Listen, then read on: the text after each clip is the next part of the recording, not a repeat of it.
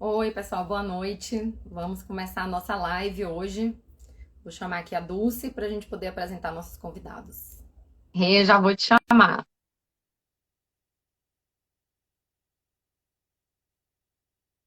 Olá! Oi, vocês chegaram primeiro que Dulce, os convidados abriram a festa já. Pontualidade britânica, minha filha. Com Marco Aurélio é desse jeito. Convidados entrando antes da anfitriã é complicado, hein, Ivi? Maravilha, deixa eu ver Dulce aqui. Pera aí, só um minutinho. Fica tranquilo, já tá aí, olha aí. Olá, Pois boa então. noite, gente. Ela Casal entrou aqui, maravilhoso, olha ela casal aí. Juninho. Boa Maravilhosa, noite, gente, né? queridos. Sou fã do Se casal preferem, aí. preferem que a gente divida as telas, é porque a gente achou melhor ficar, Não, ficar aqui juntos. ótimo. Ah, Eu acho que Totalmente tá ótimo assim também. compreensível vocês não terem distanciamento social. Oh, Bem, pessoal, boa noite.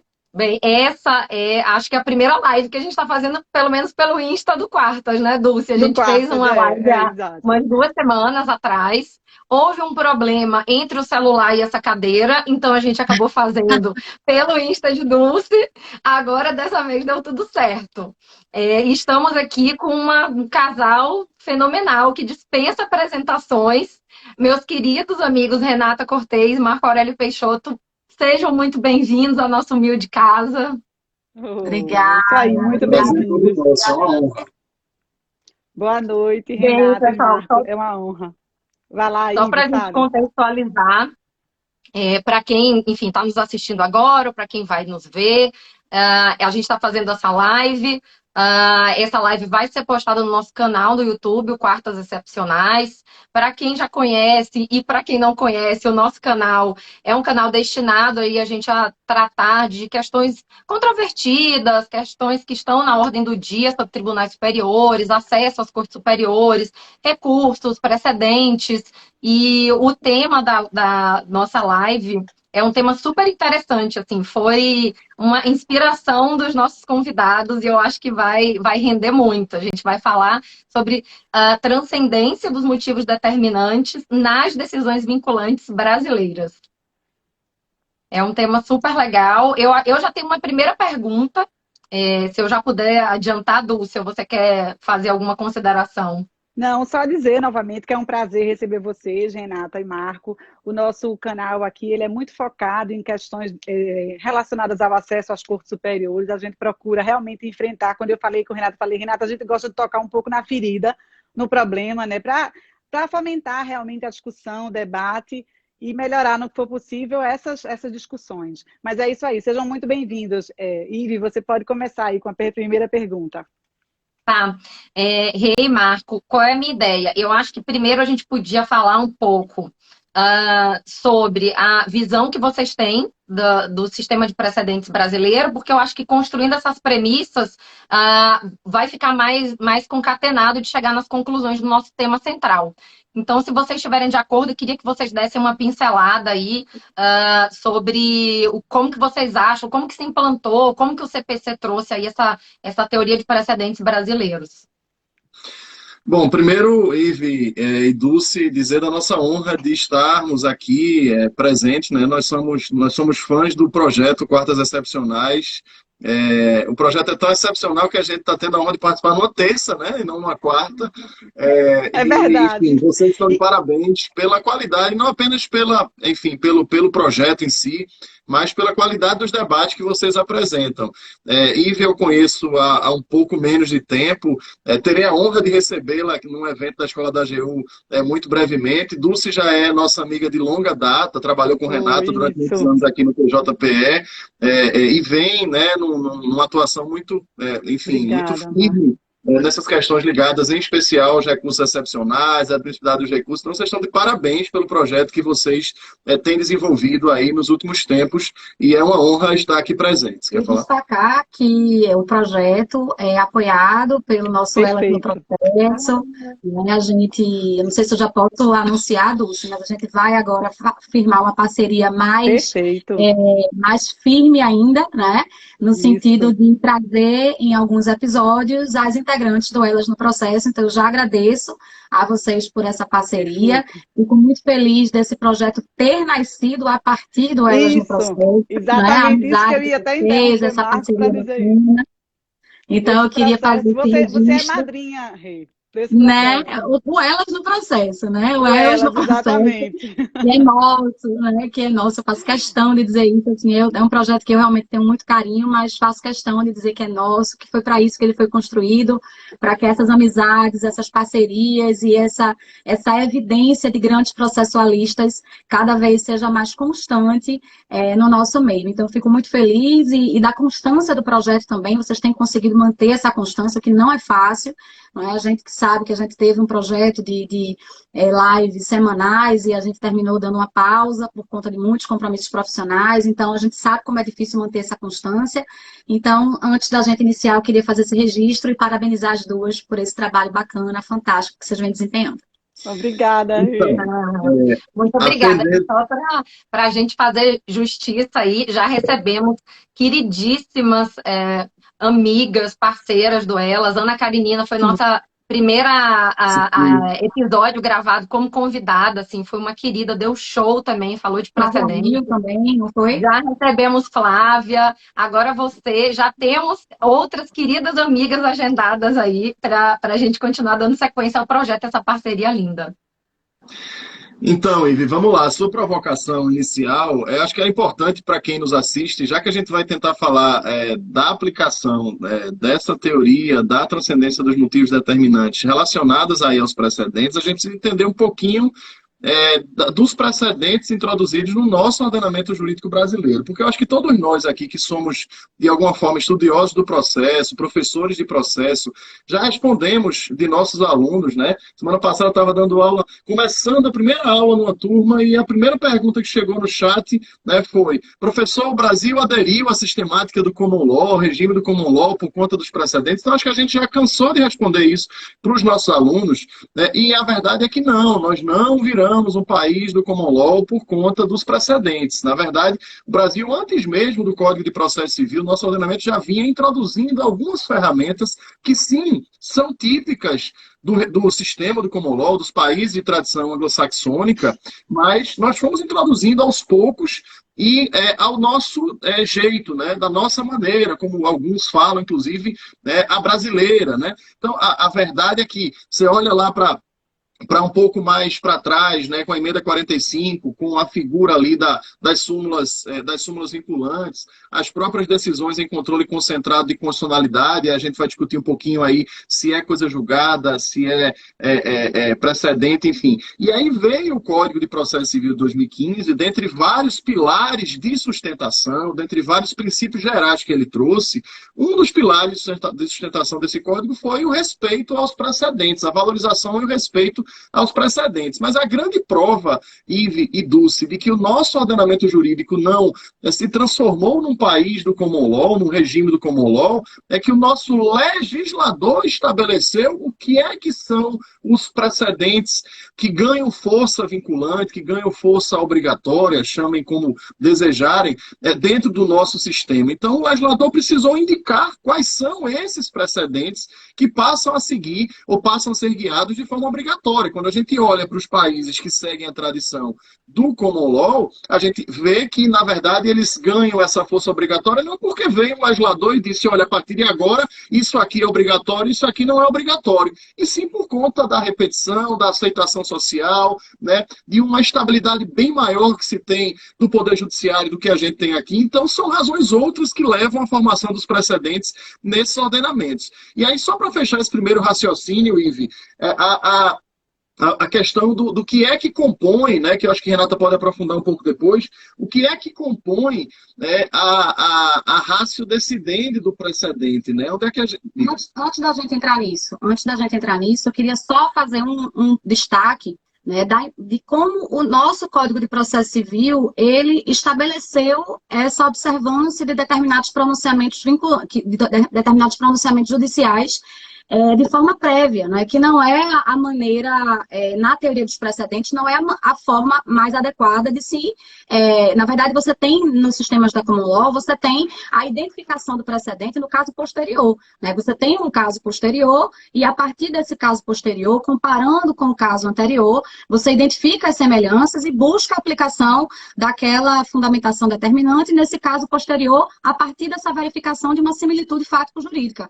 No direito brasileiro, nós estamos formando o precedente de forma prévia, né? Nós estamos antevendo, olha, aqui são os instrumentos processuais que são hábeis a estabelecer, a criar teses que terão efeito vinculante daqui para frente. Então, eu tenho determinados instrumentos processuais que, a partir deles, são estabelecidas determinadas teses que, evidentemente, estarão ligadas, aí sim, ao que Marco vai falar agora, de como é formado o precedente, mas, a partir desses instrumentos processuais, nós estabelecemos determinadas teses que vão ser aplicadas aos casos futuros. Então, há uma formação prévia, né? O que é esquisito quando a gente estuda a teoria dos precedentes, é esquisito, mas é o que deu para fazer. Me parece que foi um arranjado que se fez no direito brasileiro para que haja essa observância, já que essa observância, que deveria ser natural, não acontecia a contento, né? Então, só esse esclarecimento antes da gente entrar no conceito de precedente. E aí uma discussão que existe ainda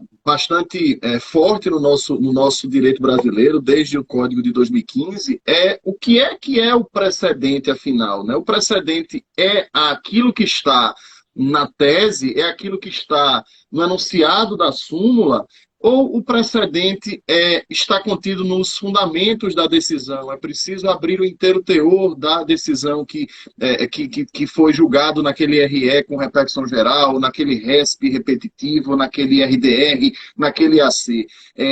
Pessoalmente, nós, na verdade, compreendemos que os precedentes, eles não podem ser resumidos aquilo que está numa frase ou no enunciado que consta ali da tese. Aquilo ali é digamos assim, um resumo, é um desenho, né? É uma expressão, é um símbolo do que é o precedente. É uma tentativa, né? Às vezes, de resumir o que é a fundamentação determinante. Mas não só, não pode se resumir aquilo que está na tese, sob pena de nós ignorarmos argumentos que são substanciais, que são relevantes, que são indispensáveis para a compreensão da questão fático-jurídica e que poderiam ser ignorados se só lêssemos, se nos restringíssemos aquilo que está contido ali naquela tese. Então, esse é um aspecto importante, porque quando a gente for falar daqui a pouco sobre a possibilidade ou não da aplicação dessa teoria, é importante a gente identificar, ou pelo menos partir da premissa, que é uma premissa nossa, de que o precedente não está apenas na tese, mas está nos fundamentos determinantes, está na ratio, que só pode ser obtida a partir da leitura completa daquele julgado. E aí, além disso, né, é importante destacar que, assim, existem vários conceitos de precedentes que podem ser encontrados na doutrina, mas, assim, nós temos aqui, né, um consenso quanto à impossibilidade de você ter uma tese solta, totalmente desvinculada da situação fático-jurídica que deu ensejo àquela tese, né? Então, o precedente, no nosso entender, ele é formado pelos fundamentos determinantes da decisão, mas também pela situação fática, pela situação jurídica também, que deu origem àquela questão, àquela matéria que foi levada à apreciação do judiciário. Então, eu não posso pegar nem mesmo os fundamentos determinantes de forma solta, porque eles estão atrelados a uma determinada situação fática que precisa ser semelhante à do caso posterior para que possa haver aplicação. Caso contrário, a gente vai ter distinção, né? Então, é preciso que haja essa vinculação, né, da fundamentação determinante com a situação fático-jurídica que deu origem àquela discussão judicial, àquele debate em um determinado processo judicial. Então, esse seria, assim, um apanhado geral do que nós entendemos como precedente e da adequação dessa temática no direito brasileiro.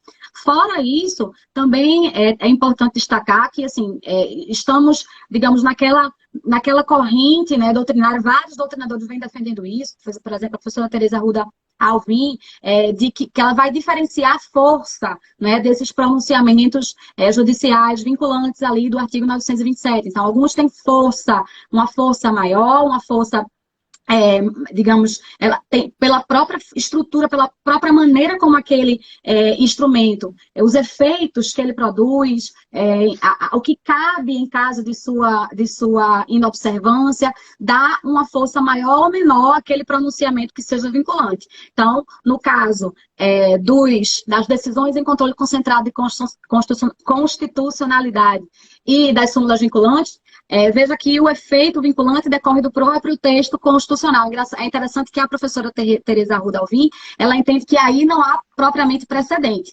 Porém, pessoalmente, data máxima vênia, eu entendo que o dispositivo constitucional, ele destaca o efeito vinculante, e esse efeito vinculante está, sim, no nosso ponto de vista, atrelado à teoria mesmo dos precedentes. Então, as decisões do STF em controle concentrado, as súmulas vinculantes, por terem ali uma origem constitucional e por serem vinculantes não apenas em relação aos órgãos do Poder Judiciário, mas a toda a administração, teria uma força maior, né? Seria um precedente de uma força mais intensa. Aí teríamos, digamos, numa segunda escala, aqueles pronunciamentos contra os quais cabe o instrumento da reclamação. Eles se restringem, a vinculação se restringe em tese, né? Aos órgãos do Poder Judiciário. Por que eu estou dizendo em tese? Porque Marco tem estudado a vinculação dos precedentes em relação à administração pública, e eu, de certa forma, entre aspas, também quando trago a temática dos precedentes para a atividade notarial e registral, que tem alguma ligação aí com a administração pública. Então, em tese, como vinculam apenas o judiciário, mas cabe reclamação em relação às decisões proferidas em IRDR, decisões proferidas em IEC. Em relação aos recursos repetitivos, temos aquela polêmica, né, que se a gente for entrar aqui, a gente não sai nunca mais, né, do cabimento em relação ao STF, quando se tratar de recurso extraordinário com repercussão geral, e do não cabimento, segundo o STJ, quando se tratar de recurso repetitivo, especial repetitivo. Em relação às súmulas do STJ e do STF, que, no caso, as não vinculantes, essas teriam uma força mais fraca, porque não cabe reclamação. E, relativamente às decisões do Pleno e da Corte Especial, pessoalmente também nós entendemos que eles estão ali naquela força média, porque entendemos que contra essas decisões também cabe reclamação. Então, seria assim, um apanhado geral de como é que Renata e Marco veem, né, os precedentes à luz do CPC de 2015. Agora, se vocês não fizerem as intervenções, a gente vai na matraca aqui. Não, tá certo. Tá doida pra falar. Gente, que horas que eu ia conseguir entrar ali para a gente poder emendar uma outra pergunta, para a gente poder dar um outro rumo aqui, para poder aprofundar mais o assunto. Antes da gente passar para uma outra pergunta ou um tópico, né, fluido aí na sequência da conversa, eu vou fazer só um contraponto. Vocês já sabem, né, que já viram alguns episódios, eu e Dulce, a gente fica feliz quando a gente consegue fazer um contraponto com o que a outra fala.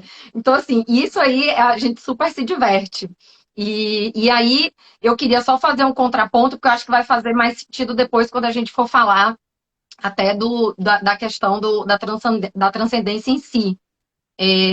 Eu, enfim, achei... Vocês são maravilhosas, né? Tipo, super claro, um aulão, e em poucos minutos, sobre teoria de precedentes. Eu super concordo com o que o Marco falou, com relação que, sim, não estamos fazendo common law.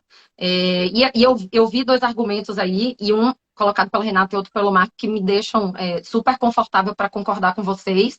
Uma é uma questão histórica, assim, eles começaram a valorização dos precedentes, eles fazem essa atividade de enfrentamento da decisão anterior, no caso concreto, desde o século XI. Então, assim, a gente está falando de 1000 anos fazendo precedentes. Então, assim, não era nem de se esperar que a gente chegasse aqui com o CPC de 2015 e falasse que a gente faz o que a Inglaterra faz há 1000 anos.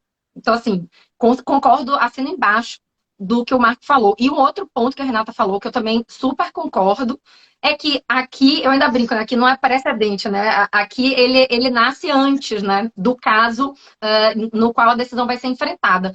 E aí o que eu queria colocar para reflexão é que eu acho que isso faz sentido, porque a gente está falando de um país de civil law. Porque o que a gente está acostumado a fazer aqui? A gente está acostumado a fazer aplicação por subsunção. Essa é a vida de um país de civil law. Você vai ter um caso concreto, você vai ter uma hipótese e você vai fazer um encaixe. E aí, sem demérito nenhum, a toda a hermenêutica, e assim, eu sou muito fã do Castanheira Neves, que é da fenomenologia, então a norma jurídica se concretiza no julgamento do caso concreto, mas eu acho que a gente não pode desconsiderar essa operação, porque ela faz parte, em maior ou menor medida, na construção dessa norma concreta. Então, assim, de fato, quando a gente fala, o código elenca decisões que são vinculantes e a gente vai fazer a aplicação ou não dessa decisão no caso, eu entendo que existe muito uma operação jurídica, lógico-jurídica, muito parecida com o que a gente faz num texto normativo. E aí, eu acho que, inclusive, a gente tem, e acho muito difícil a gente se afastar dos mesmos problemas que a gente tem com a aplicação da lei. E aí, com relação... A única coisa que eu acho, na verdade, que é até um contraponto mesmo, porque eu acho que até aqui a gente concordou, é que eu acho a Thaís Schilling, eu acho que ela foi orientanda da professora Tereza também, juíza federal. Ela tem um texto super legal que foi publicado na Repro já tem um tempo, exatamente sobre isso. O que vincularia? Se a gente está falando de tese, se a gente está falando de rácio, se tem rácio no Brasil. A conclusão dela é a mesma da de vocês. Mas eu lendo o texto dela, eu fui concordando com várias coisas, ainda que eu tenha chegado numa conclusão diferente. Eu acho, na própria redação do CPC, em inúmeros momentos, o CPC usa a palavra tese, a tese jurídica. E eu acho que pela nossa própria herança, eu acho que sim, o ideal seria a gente começar a fazer uma atividade de procura de rácio, a gente fazer o trabalho de comparação de casos. Eu acho que, na verdade, o X da questão dos precedentes é quando a gente começar, enfim, a se aproximar do common law. Aí eu acho que a gente vai ter um apuro maior e identificar rácio. Mas eu acho que a nossa tradição de civil law nos puxa muito para essa operação de subsunção. Então, assim, para mim, assim, além dos fundamentos teóricos, na prática, me parece que é muito o que acontece. Assim, a Dulce vai poder me dizer isso melhor do que ninguém. Na verdade, eu sou advogada, eu sou a que pede. Mas, no final das contas, essa operação de aplicação de um precedente num caso, o que me parece muito é que a gente ainda, nossa tradição de civil law nos pede uma operação de subsunção. Então, assim, para mim faz muito sentido o nosso precedente ainda falar muito em tese, ainda que não seja, assim, o ideal, e que o ideal fosse a gente se comunalizar de repente. Mas veja, eu acho que a gente, na verdade, nem discorda desse ponto. Eu nem discordo. Minha preocupação, a nossa preocupação, na verdade, acredito que é a de todos e a de vocês também, que é muito mais a de aplicação por subsunção sem essa identificação do que deu origem àquela tese, porque, como eu disse, o que é que se pretende com a tese, no final das contas? O que é que se pretendia já com as súmulas, no final das contas? Não é? Eu não sei se já falaram isso aqui nas quartas, em algum momento, mas eu não sei se todo mundo sabe, que está nos assistindo, como nasceram as súmulas do direito brasileiro. Não é? Uma operação quase que matemática, não é? Do ministro Vitor Nunes Leal, que inclusive deu origem, né, à inteligência artificial do STF, né? Então, era uma operação matemática, dizer, olha, a gente já julgou tanta coisa que está difícil a gente encontrar o que a gente já julgou antes, para a gente, no mínimo, fazer aqui uma comparação, identificar e tal. Então, vamos fazer os resumos dos julgados anteriores em frases, para né? facilitar a pesquisa. Quer dizer, não tinha essa... Era, na verdade, o embrião da inteligência artificial. Exatamente. Então, a gente não tinha essa ideia de que as súmulas... Mas o que a súmula hoje pretende? O que a tese pretende?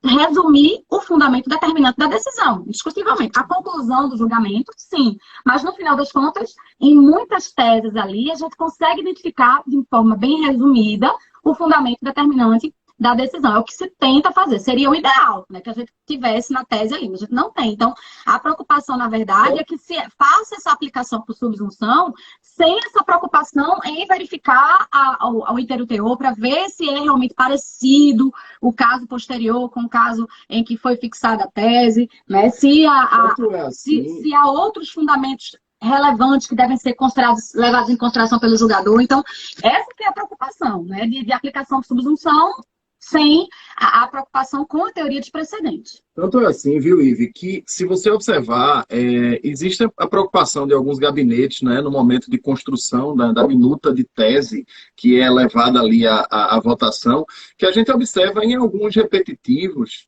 e também em algumas teses de RDR ou de IAC em tribunais locais, às vezes uma página inteira de tese, Ive, entendeu? Então a preocupação de não deixar nada escapar. Eu me recordei agora, viu, Dulce, daquele IAC que foi julgado em relação ao artigo 942 do CPC aqui no TJPE, acho que é uma página e meia de tese, são várias teses ali colocadas dentro da preocupação de você evitar que um resumo ali, né, uma tentativa de resumir, pudesse gerar uma omissão em relação a alguns dos importantes aspectos, né, das importantes perguntas que foram respondidas naquele IAC.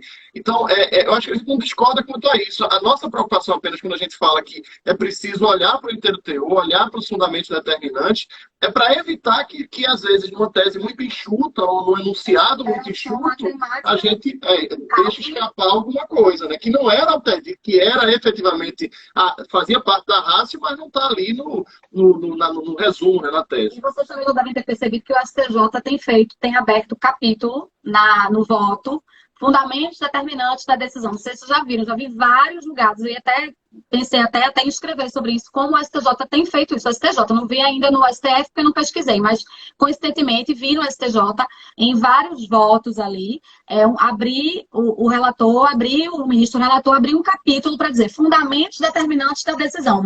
Eu achei bem interessante, é uma tentativa, né, de facilitar, inclusive, a vida do judicionário, do advogado, para identificar, né, essa fundamentação. Perfeito. Eu gosto muito desse tema da nossa live de hoje. É um tema que eu estou muito ligado a ele. Primeiro, eu gosto de estudar muitas questões relacionadas ao acesso aos cursos superiores, mas eu também estou ministrando o curso de ementas no TJPE e vou ministrar em outros tribunais também. Então, assim, a tentativa é de fazer com que as ementas elas fiquem o mais próxima possível da realidade, porque hoje a gente tem ementas que elas não são feitas tecnicamente. Sim. Então, assim, eu entendo que não se resume aquilo, mas a minha tentativa é para facilitar pesquisas, é fazer o mais clara possível, tá? Mas, na verdade, essa questão que a gente está discutindo aqui, de identificar quais são os fundamentos determinantes, o que é que vincula nessa decisão, é um problema muito grande.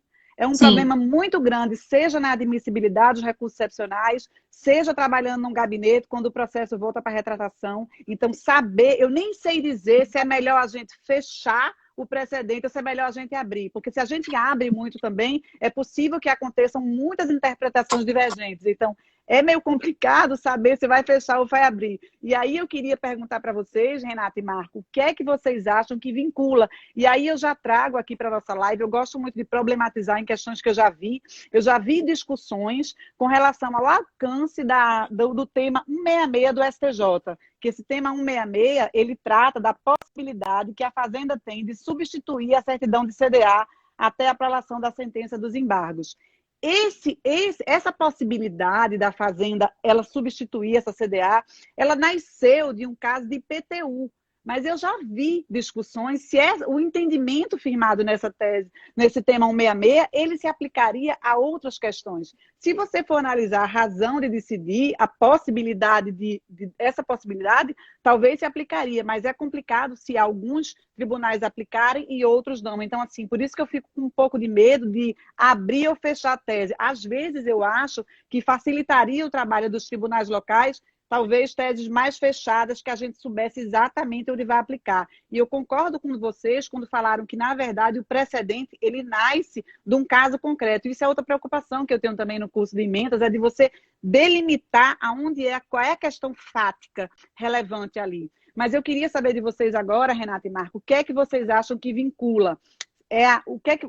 Qual parte do precedente vincula realmente para vocês?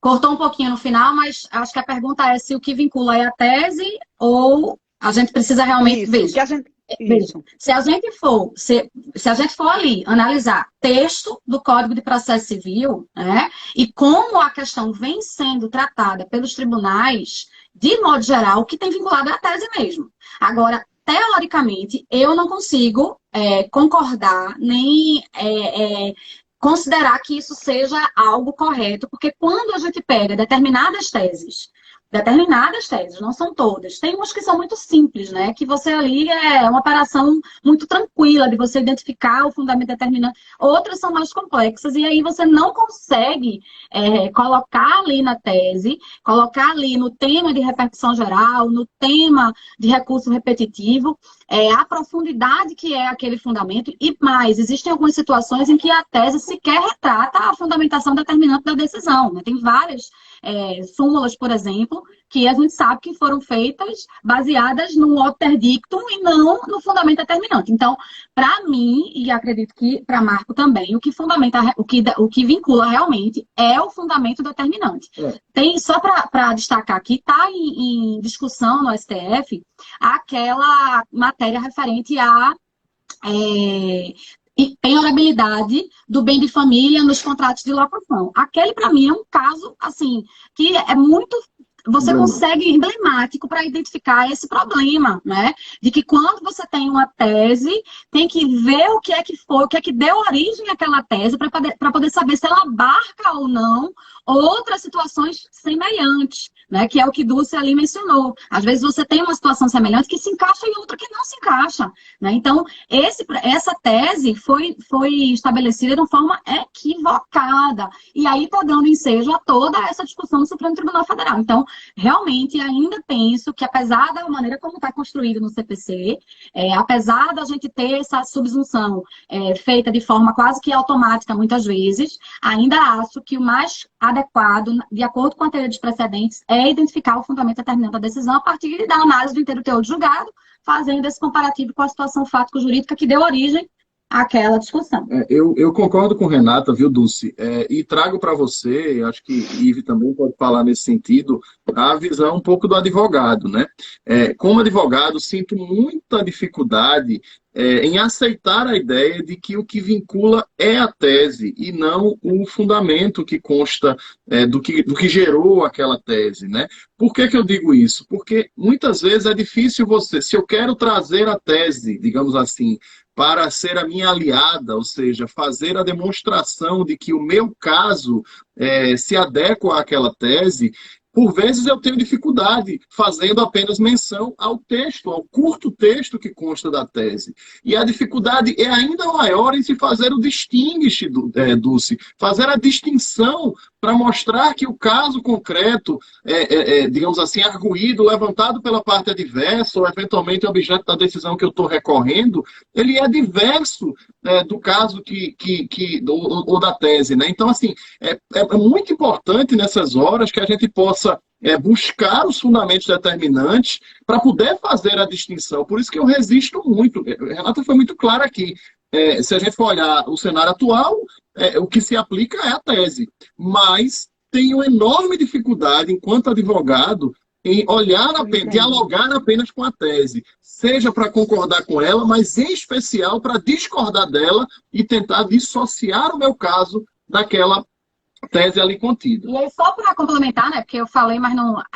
aquela tese do contrato de locação, né, do fiador do contrato de locação, da penhorabilidade do bem de família do fiador do contrato de locação, veja, as próprias súmulas do STJ, que já tratava dessa temática, ela não dizia nada, ela dizia o que estava na lei. O que é que diz a lei? Que excepciona-se a regra geral da impenhorabilidade, o bem de família do fiador do contrato de locação. Isso está na lei, quer dizer, o texto da súmula do STJ em si mesmo já não dizia nada, dizia o que estava na lei. Quando você vai para o inteiro teor da decisão do Supremo, que deu origem a toda essa questão, você vê que qual foi a ratio, aí sim, quais foram os fundamentos que deram origem a essa conclusão, de que a lei é constitucional. Na verdade, a ratio é de que essa lei ela está de acordo com a Constituição, porque ela, ao contrário do que se alegava, ela de alguma forma, ela garante o direito à moradia. Porque ela garante, estabelecendo uma garantia forte para os contratos de locação, que seria a fiança, e permitindo a penhora do bem de família do fiador, você promove o direito à moradia a partir da existência de uma garantia forte para esse tipo de contrato. Então, o STF, na verdade, declarou a constitucionalidade desse dispositivo. Então, isso não está na tese. Isso não está escrito na tese. Então, se você não abre o interior, aí a questão é, o que é que deu ensejo a essa tese? Qual foi a situação fático-jurídica? Foi um contrato de locação residencial ou foi um contrato de locação comercial? Ou é indiferente, que é o que está sendo discutido agora no STF, né? Se é só para contrato de locação residencial ou se abrange também os contratos de locação empresarial. Então, a situação fática que deu origem foi só de contratos de locação residencial. Tem um colega nosso aqui de Pernambuco que escreveu um livro sobre isso, é um advogado, Abílio Veloso, e ele identificou que, na verdade, o precedente, a situação fática, era um contrato de locação comercial. Veja que loucura. E a fundamentação toda está baseada no direito à moradia, nos contratos residenciais. Veja. Então, toda a formação do precedente, ela, como foi construída de uma forma meio equivocada, aí deu origem a toda essa bagunça. E a gente gera um risco, às vezes, de superar o precedente sem ter superado efetivamente as razões que levaram à formação dele, né? Porque você começa a repetir tanto, né, Dulce? Repetir tanto aquela tese, aquela frase, né? E aí, quando você vai superando, na verdade, você não está superando o que originou, a raiz foi esquecida. Então, por isso que a gente tem um pouco de resistência a aceitar essa lógica de que o que vincula é somente a tese, entendeu? Eu entendo vocês, Marcos. Eu quero estudar esse tema para ficar cada vez mais segura nisso, mas realmente é um problema que a gente vivencia sempre, essa questão do... muitas vezes a gente até quer aplicar aquela tese em outros casos, mas será que a gente pode...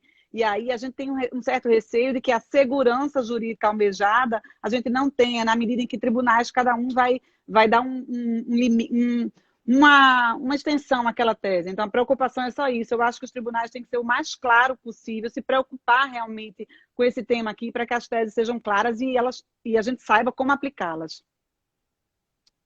Gente, Renata, assim, adorei os esclarecimentos que você fez, porque, assim, primeiro, eu acho que evidenciou um problema que eu acho que é super comum, né? Que é justamente essa dissociação, infelizmente, que acontece do caso, ou seja, das circunstâncias que geraram aquela solução jurídica, do que acaba sendo aplicado no dia a dia. E esse exemplo, ele é muito bom, ele é emblemático mesmo, como vocês falaram. Só para a gente dar um passo à frente aqui, eu queria... que vocês falassem de repente um pouquinho, porque assim, o público do Quartas é bem variado, assim, então que vocês explicassem um pouquinho sobre o que é essa questão da transcendência, dos motivos determinantes, e aí já emendaria para saber de vocês, assim, se há alguma diferença na aplicação dessa teoria para ações de controle concentrado de constitucionalidade, que originariamente onde essa tese foi concebida, e para outras decisões vinculantes, partindo até, da minha parte, daquela premissa consignada pela professora Tereza, no sentido de que no 927 a gente tem precedentes e tem decisões vinculantes que não são precedentes. Então, assim, se vocês veem essa diferença, eu vi, Renata, que você já falou que não vê tanto essa diferença, mas trabalhando aí com essa questão controvertida, como que fica a aplicação dessa teoria nas decisões vinculantes brasileiras e aí nos precedentes. Veja, um primeiro ponto é que a própria ideia de... O que é a ideia de precedente? É uma decisão judicial, né? É uma decisão judicial cuja fundamentação determinante dali pode ser extraída para aplicação em casos posteriores. No caso do Brasil, é assim. No caso de outros ordenamentos jurídicos, aí você tem um caso posterior, e aí você abre, né, a sacola do passado, não é, para identificar se tem algum julgado sobre aquele tema, e aí, a partir daí, sim, identificar que é semelhante, pegar aquela raça e aplicar o caso posterior. Então, eu não vejo muito, honestamente, Ive e Dulce, claro que o sistema de controle de constitucionalidade, ele tem uma série de regras diferentes, a própria consequência, né, da declaração de inconstitucionalidade, a retirada daquela norma do ordenamento jurídico, a gente sabe disso, mas eu não vejo muita diferença quando eu penso na decisão em si e na possibilidade de aplicação daquela fundamentação para casos futuros que tratem de situações semelhantes. Então, se eu tenho uma decisão, uma ação do Supremo Tribunal Federal, um ADI, que declara a inconstitucionalidade de uma determinada lei de um estado X, do estado de Pernambuco. E tem uma lei no Rio de Janeiro que trata exatamente da mesma questão. E eu exigi que seja proposta uma nova ADI para que seja declarada a inconstitucionalidade dessa outra lei, quando a Corte Suprema já se pronunciou sobre isso, ela já...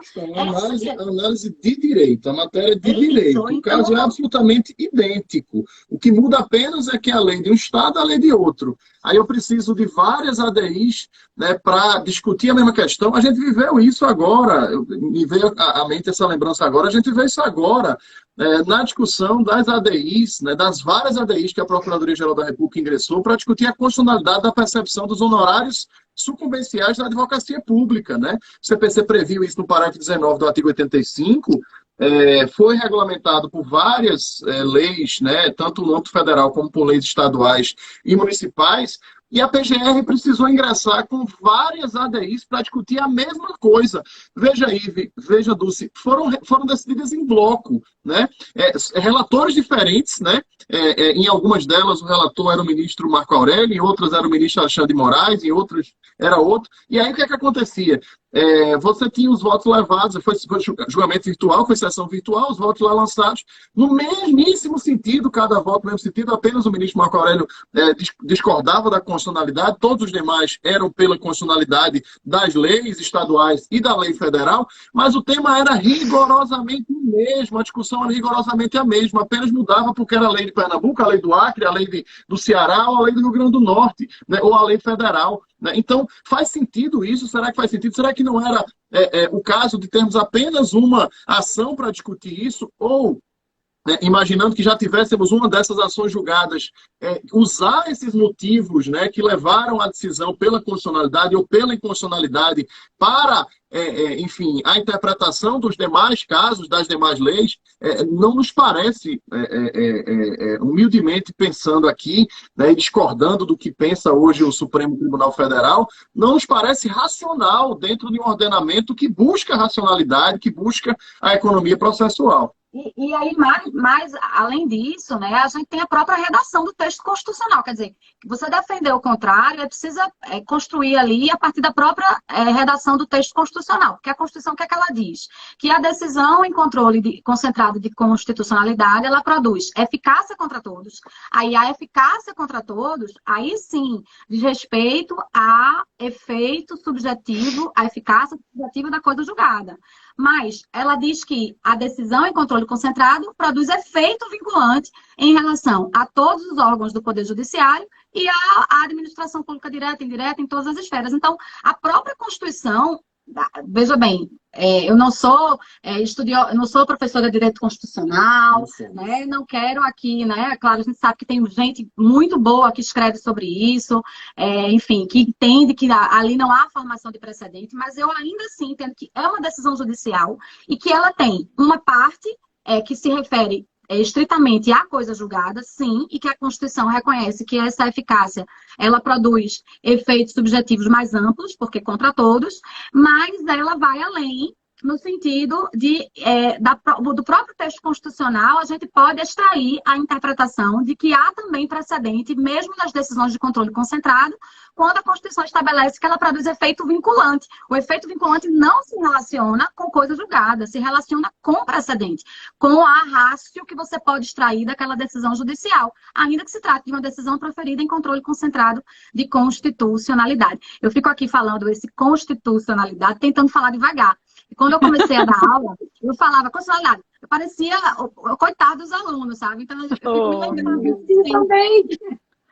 E aí você imaginar, a gente falando rápido como a gente fala, né? Renata mais do que eu ainda, ouvindo no WhatsApp em velocidade 2 vezes, né? Aí é terrível, é impossível. Tem jeito que é impossível você colocar em velocidade 2 vezes. Mas, enfim, voltando, então, a interpretação, e aí com todas as vênias, é de que a própria Constituição reconhece que é possível extrair, sim, precedente das decisões de controle concentrado e que a ratio dali extraída, que a ratio que vai compor esse precedente, ela deve transcender para outros casos, para situações semelhantes, em razão do efeito vinculante que decorre do próprio texto constitucional. Qual é a lógica, né, de você ter eficácia contra todos e efeito vinculante. Você até perde o sentido o efeito vinculante relativamente a outros órgãos do judiciário e administração pública se você não pensar em transcendência dos motivos determinantes. Qual é a lógica, então, da aplicação?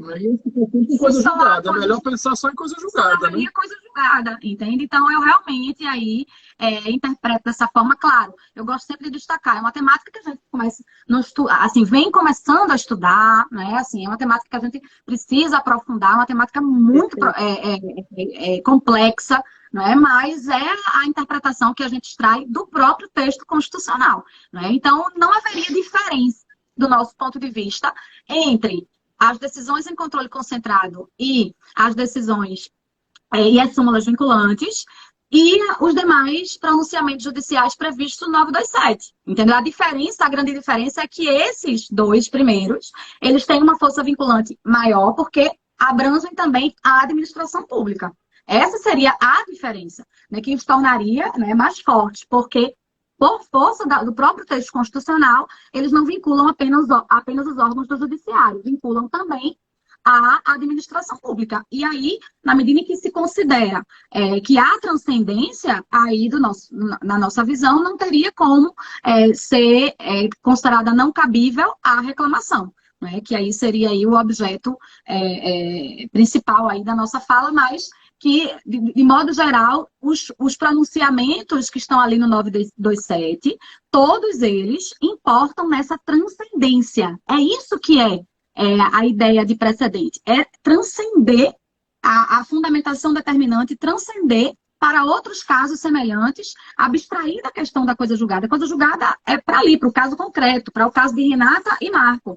Não é? Para o caso de Ive e Dulce, dá para aplicar aquela mesma fundamentação de forma vinculante? Ela vincula o caso de Dulce e de Ive? Sim. Se estiver no rol do 927, sim. Inclusive, as decisões do Supremo em controle concentrado e as súmulas vinculantes. Entende? Essa aí é a nossa visão. Eu estava me lembrando, viu, Dulce e Ive, a gente correndo na praia um dia desse, conversando sobre isso, e aí eu me lembrei de um caso que eu atuei. Minha memória, ela é muito boa.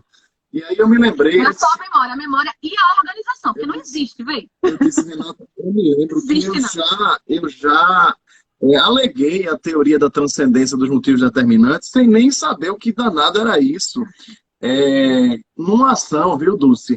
Em determinado momento, no apartamento que eu morava, em 2011, 2012, o município do Recife resolveu majorar o IPTU em vários prédios, em mais de 60%, não sei se isso aconteceu contigo, e ele fez isso sem previsão legal, ele alterou algo na base de cálculo, lá nas plantas dos imóveis, etc., eu não entendo tributário, mas fez algo que não foi por meio de lei, né? Foi um instrumento infralegal, uma portaria da Secretaria de Finanças, algo do gênero.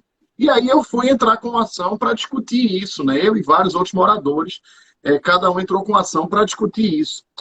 E aí eu fui pesquisar na época e tinha havido, num recurso extraordinário, veja, nós estamos falando de 2011, 2012, esse RE terminou de ser julgado em 2013, e aí eu precisei alegar isso nas contrarrazões do RE.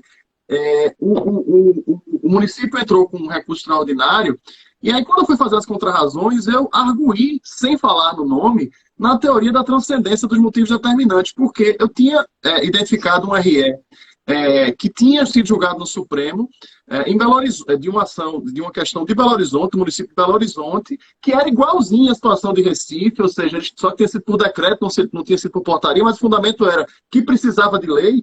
E aí formou um tema de repercussão geral, o tema 211, que diz assim: a majoração do valor venal dos imóveis para efeito de cobrança de IPTU não prescinde, ou seja, não dispensa a edição de lei em sentido formal, a exigência que só pode se afastar quando a atualização não excede os índices inflacionários anuais, o que foi o caso, excedeu e muito, foi para 60%. Então, era um caso idêntico, né? E eu arguí isso e foi acolhido, né? Ou seja, não só o meu, como de todos os outros. Ele perguntar se deu certo. Pois é. E veja que na época não tinha previsão de efeito vinculante. Antes do CPC 2015, entendeu? Antes do CPC 2015, o máximo aplicava era aquela regrinha lá do 543B, que era motivo para julgar prejudicado, RE e tal. Mas vocês acreditam que Marco achou até a petição onde ele alegou isso? Eu achei a petição onde eu aleguei isso, né? Eu me lembro que eu fiz isso, eu achei hoje aqui a petição em que eu aleguei isso. Então, vejam, não faz muito sentido, não faria muito sentido numa situação dessa que você dissesse, não, mas ali é Belo Horizonte, não é Recife, a coisa julgada só se opera ali, não vai, aqui não tem precedente, aqui não pode transcender se a motivação é rigorosamente a mesma. E aí o que acontece? Hoje a gente tem um impacto grande no que diz respeito à utilização da reclamação, né, Renata? Porque o tribunal, né, o Supremo Tribunal Federal, acaba não admitindo que a gente utilize a reclamação por não entender como precedente aquilo que está lá em relação ao inciso 3, né, que fala da garantia de observância das súmulas vinculantes e das decisões em controle concentrado de constitucionalidade, mas admite em relação, né, a um precedente formado com mais fragilidade, né? A tese de repercussão geral que nem, né? Enfim, então, assim, me parece contraditória a ideia, porque ele aplica a possibilidade lá do parágrafo 5º, contraditória a ideia de ele admitir a reclamação diante de um descumprimento de tese de RE com repercussão geral e não... Destaque-se, muitas vezes não. Na grande maioria das vezes, não tem nada de julgamento com base em recurso repetitivo. É um RE e a tese vinculante chau. Isso. Né? Então, me parece contraditório e eu espero, honestamente espero, que haja uma evolução da jurisprudência do Supremo Tribunal Federal neste sentido, para que esses fundamentos determinantes que constam das decisões tomadas no controle concentrado de constitucionalidade possam ser digamos assim, possam transcender para outros casos, para outras situações, evitando que a gente precise toda vez ajuizar uma ação de inconstitucionalidade para que a gente possa julgar aquilo no caso concreto. Porque aí realmente esqueça precedente desse caso, é só coisa julgada. O que é que vocês acham? Porque, veja, tem muita gente que escreve em sentido contrário, né? Tem alguns argumentos, por exemplo, porque a permissibilidade, a possibilidade do uso da teoria da transcendência, o uso da reclamação, ela vai restringir o debate, você tem ali a formação. Mas veja, isso também acontece, se a gente for raciocinar, também acontece com tese de repercussão geral, com tese repetitivo, enfim, existem outros, quando você fala de precedentes, existem outros instrumentos que têm por finalidade garantir esse debate, que é, no caso, a participação do amicus curiae, realização de audiência pública, a própria possibilidade de superação do precedente. O precedente se supera, né? O precedente se supera. Eu acho que tem outros instrumentos que tendem a garantir esse debate, a maior construção do debate e a própria revisão do entendimento. Mas eu queria, evidentemente, né? Nós queremos ouvi-las, né? O que é que vocês entendem aí sobre esse tema? Esse tema é bom. Então, fale aí. Quer falar, Dulce? Pode falar. Não. Eu gostei muito dos argumentos de Renata, são muito fortes, de Marco, mas eu prefiro ouvir, assim, quando eu gosto, às vezes eu divido de Ive e eu fico super feliz, porque eu consegui, mas eu respeito muito a opinião dela e de vocês também, então eu prefiro que Ive fale agora. Para mim, tudo eu recebi muito bem isso. Vamos ver se ela abre a divergência, né? Vamos ver se ela abre a divergência. Você, na verdade, Renata, você até adiantou o que eu ia falar agora. Eu sou um pouco mais ortodoxa com relação a essa questão da transcendência e eu acho, pelo menos para mim, o argumento mais impactante é a questão de restrição de debate. Assim, na verdade, eu já tenho uma posição mais ortodoxa com relação à própria vinculatividade de decisões no nosso ordenamento. Então, assim, partindo até de outras premissas com relação ao que seria fontes no direito brasileiro, a autorização constitucional para vincular decisões e até o próprio papel da função jurisdicional e função legislativa, assim. Do meu ponto de vista, eu parto da função jurisdicional muito voltada para julgamento de casos concretos. Eu sei que isso não é prático. Eu sei que a gente vive num país de milhões de pessoas, de milhões e milhões de litigantes, de uma estrutura judiciária que não dá conta, como tudo, na verdade, no serviço público brasileiro, fica muito claro que o serviço público brasileiro, educação, saúde, o judiciário é mais uma vítima também, de não conseguir dar conta disso, das demandas de massa, do excesso de judicialização. Então, assim, eu tenho uma visão um pouco mais ortodoxa porque eu fico com um pouco de receio. Engraçado, eu estava na aula do doutorado ontem, na PUC, né, de São Paulo, e a gente estava conversando justamente sobre isso um pouco, de como que, às vezes, uma alteração legislativa desestimula outras alterações que, na verdade, poderiam mexer mais profundamente com o sistema. Então, assim, quando eu penso em decisões vinculantes, eu penso que quando a gente vai fazendo isso, a gente se desestimula a tentar resolver problemas mais sociológicos mesmo, vinculados à estrutura do Poder Judiciário e a própria melhora do aparelhamento para servir o jurisdicionado. Então, assim, como eu parto dessa premissa e eu tenho uma visão um pouco mais ortodoxa com relação a essa vinculatividade e tenho uma visão que a função jurisdicional deveria ser focar no julgamento de casos concretos, quando a gente fala em vinculação e transcendência de motivos determinantes, o meu receio é isso, é você diminuir a discussão. E aí, quando a gente fala de transcendência, tanto nos precedentes IRDR, repetitivo, até o RE com repercussão geral reconhecida, e juntando tudo isso com a enorme resistência que nossos tribunais superiores têm de julgar casos, no final das contas. Então, assim, eles querem fazer o precedente, mas não querem receber o RESP que está questionando aquele precedente. Então, assim, a Lei 13.256 de 2016, ela veio para isso, ela veio para dizer, olha, vai ficar tudo aí embaixo. Só cabe agravo interno, o STJ já fechou a porta da reclamação, aí agora abriu uma janelinha dizendo que cabe mandado de segurança mais para o próprio tribunal de origem. Então, assim, eu fico com receio dessa vinculatividade somada a todo um movimento legislativo infraconstitucional e um movimento das próprias cortes superiores de cada vez julgarem menos, da gente realmente conseguir diminuir o acesso às discussões nas cortes superiores. Então, assim, se a gente fala em transcendência e, ao mesmo tempo, a gente também não consegue devolver a discussão para o Tribunal Superior, assim, eu acho que as questões precisam ser discutidas e rediscutidas. Eu acho que é um direito do jurisdicionado. É o que eu te falei. Eu não sou sonhadora. Eu sei que não é prático. Mas, assim, eu acho que é uma garantia que, pelo menos no texto atual, nos é garantido. Então, assim, eu fico um pouco de medo do conjunto da obra, sabe?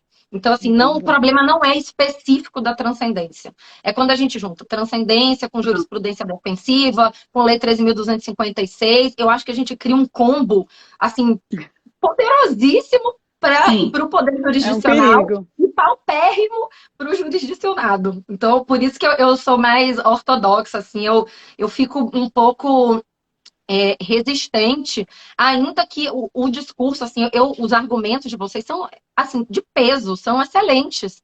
Mas, assim, eu ainda tendo a fazer um pouco de força ao contrário pelo combo, sabe?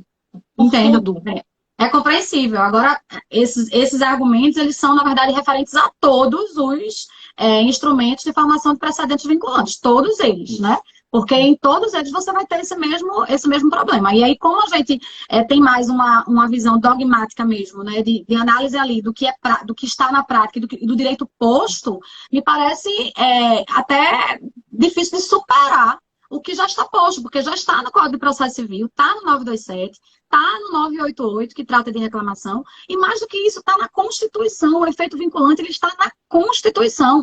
Né? Então, eu entendo esses argumentos e acho que são, de fato, relevantes. Né? Essa preocupação com as garantias, né, do processo, com a situação do jurisdicionado, mas diante desse caminho, que me parece um caminho sem volta, é um tanto quanto incongruente você admitir essa transcendência para decisões em IRDR, em IAC, em recurso repetitivo, em recurso extraordinário com repercussão geral, e não admitir para as decisões de controle de constitucionalidade que tem um fundamento ainda maior que o próprio texto constitucional. Quer dizer, foi vontade do constituinte, não é? Estabelecer esse efeito vinculante. Então, eu entendo essa argumentação, acho que ela é extremamente relevante. Quando a gente faz a leitura, a gente, né, alarma, né, a gente faz, poxa vida, mas diante da existência de outros instrumentos, né, que tendem a essa ampliação de debate, né, diante da possibilidade de superação do precedente, que a gente sabe que acontece também, né,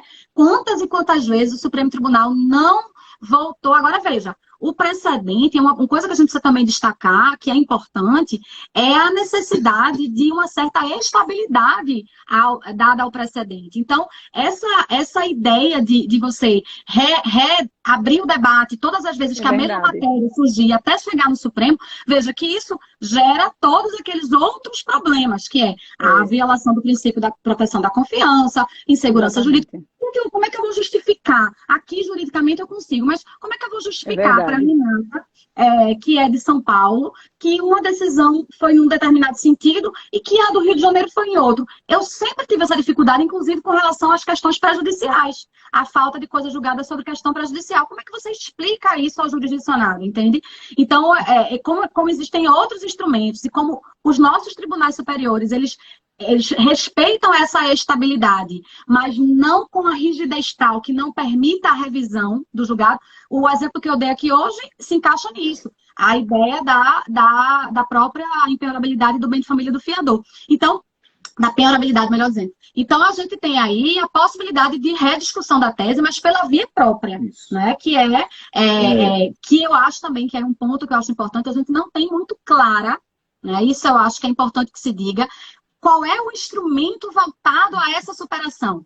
Como eu provoco a Corte Superior para superar o precedente? Porque eles resolvem superar quando querem, é discricionário. E aí é um ponto importante e é um ponto problemático diante do que você disse. E sabe? aí, assim, é absolutamente compreensível, seus argumentos são de peso também, são fortes, mas aí parte-se, a questão é a premissa mesmo, como você bem colocou. A sua posição, eu nem gosto muito de falar em ortodoxa, é uma posição mais conservadora, digamos assim, mais garantista, né, dos precedentes em si, porque isso vale para tudo, aí não é só a questão da transcendência, acho que vale para tudo. E a nossa, ela é talvez até um pouco ousada demais, né? Porque, veja, eu sou advogado público e como a Renata colocou aqui, eu hoje defendo, tenho estudado e defendo a importância da vinculação dos precedentes judiciais para a administração pública, não apenas o que consta do controle concentrado ou das súmulas vinculantes, mas de todos os precedentes, por N razões que a gente não vai discutir aqui. Mas eu sou a minoria dentro da minha carreira, ou dentro daqueles que pensam a advocacia pública. Renata pensa da mesma forma em relação às serventias extrajudiciais. Então, a gente, por mais que considere esses, digamos assim, esses riscos que você coloca na sua exposição, que são reais, que são concretos, a gente pensa nos ganhos que podem daí advir. E em outros riscos também, né? Então, exatamente, em outros riscos a serem anunciados, né?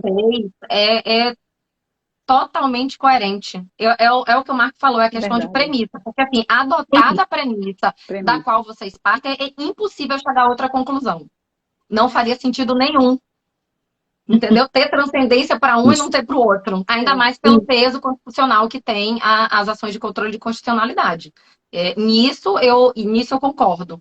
Partindo do ponto de partida de vocês, é impossível você chegar a uma conclusão diferente. O raciocínio é perfeito, é coerente e acho que impositivo até, partindo dessa premissa. É isso. Pessoal, eu desativei os comentários, porque eu fiquei com medo dos comentários ficarem cobrindo vocês. Assim, eu peço mil desculpas para quem assistiu. Eu vi que a Mirna até mandou uma pergunta. Ativar agora. Você pode até ativar agora, se você quiser ir. Tá. Você consegue ativar. Ativei. Deixa eu dar uma olhadinha aqui. O pessoal entrou, acenou, mandou palminha, muito bom. Eu acho que agora, depois você não vê mais. Eu consegui ver os anteriores. E a Mirna mandou a pergunta, ela me perguntou se eu acho que a vinculatividade é uma barreira.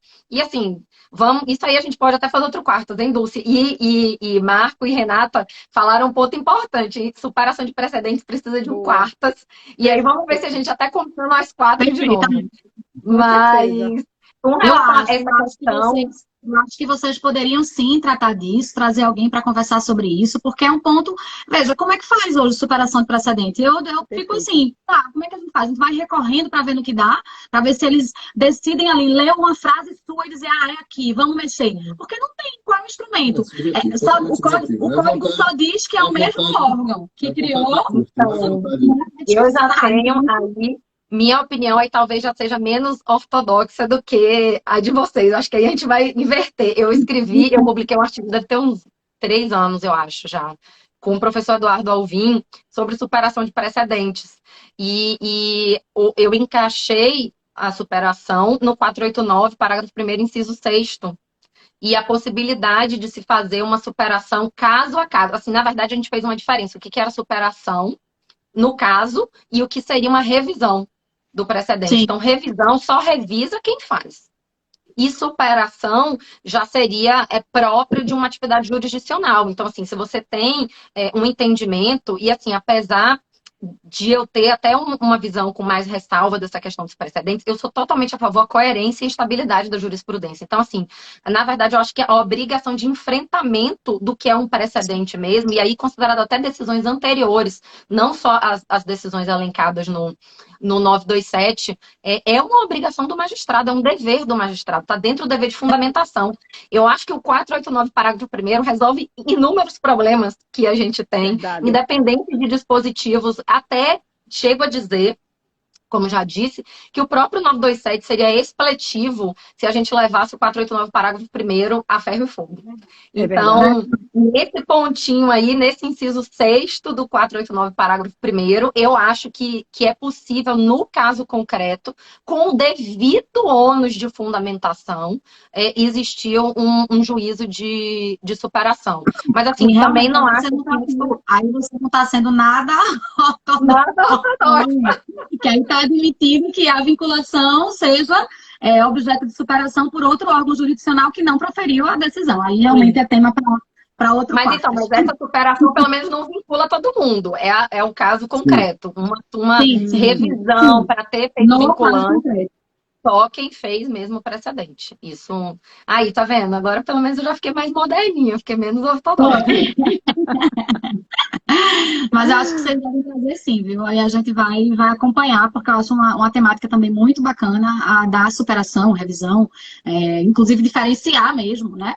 O que é revisar, o que é superar, né? Superar, se é deixar de aplicar, não é?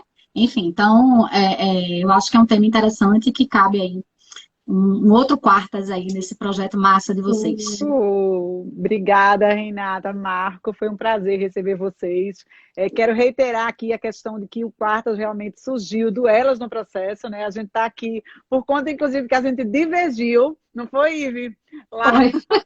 E foi quando começou esse quartas, e realmente tem sido uma oportunidade de muito aprendizado. A gente tenta, né, Ive, estudar um pouco os assuntos. Ive já estudou tudo, parece, mas eu me descabeiro para estudar, para poder participar com ela, e tem sido muito crescimento aqui. Então foi um prazer receber vocês e agradecemos também aos que nos acompanharam aqui.